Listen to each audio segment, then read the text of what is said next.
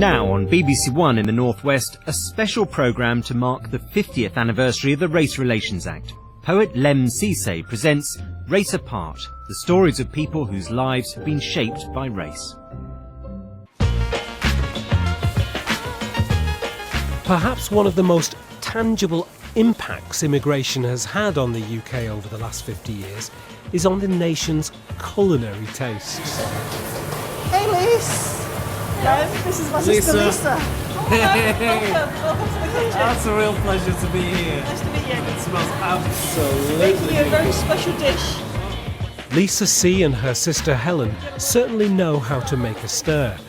Their Chinese restaurant, the Sweet Mandarin, has won awards and earned them a national reputation. Helen, Lisa, you are undoubtable successes. You have served world leaders. You have won Gordon Ramsay's F word. But it didn't always begin like that. No. I mean, for our family it was really tough, wasn't it? Yes, it was. It's really thanks to our grandmother, Lily Kwok. She came over to the UK from Hong Kong in the 1950s.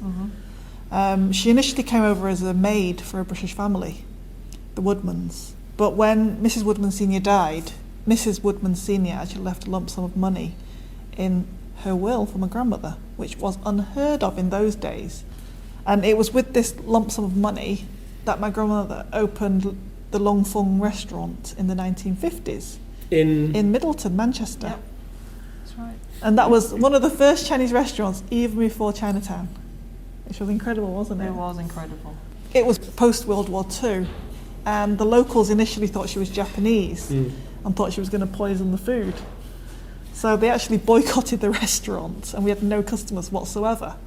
So what my grandmother did was she hired a local lady called Mavis, who knew everybody in the town, and she was the local gossip, and it was thanks to Mavis that she got all the customers in. But the family experienced racism again a few years later when they opened a Chinese takeaway.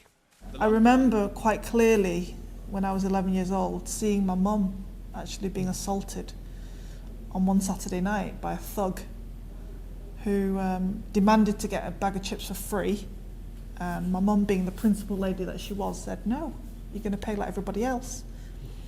And then the thug then proceeded to punch my mum, who slumped back against the wall. Glasses were broken, blood spilled everywhere. And then this thug then, said these really, really nasty, like racist words that I don't want to repeat, but I'll always remember. And then he would say things like, "Get back to your own country, you don't belong here." And, I really felt helpless at that point. I didn't know what to do. I was too young to help, but I didn't know any other home but Middleton, Manchester. Where else was I going to go? So extraordinary.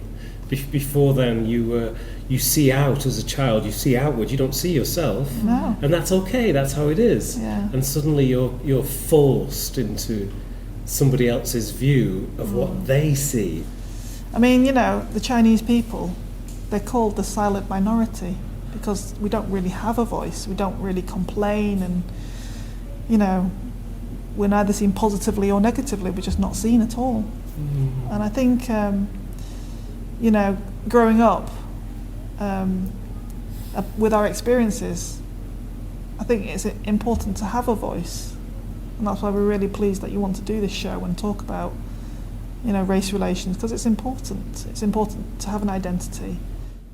And the dish Lisa has prepared for me is itself a reminder of the family's roots. This dish is quite special because the flavours itself remind my mum of back home in Hong Kong. If it's good enough for the premiere of China, and if it's good enough for David Cameron, it may well be good enough for me. Bon appetito. To you. Oh, thank you, Lem. Thank you.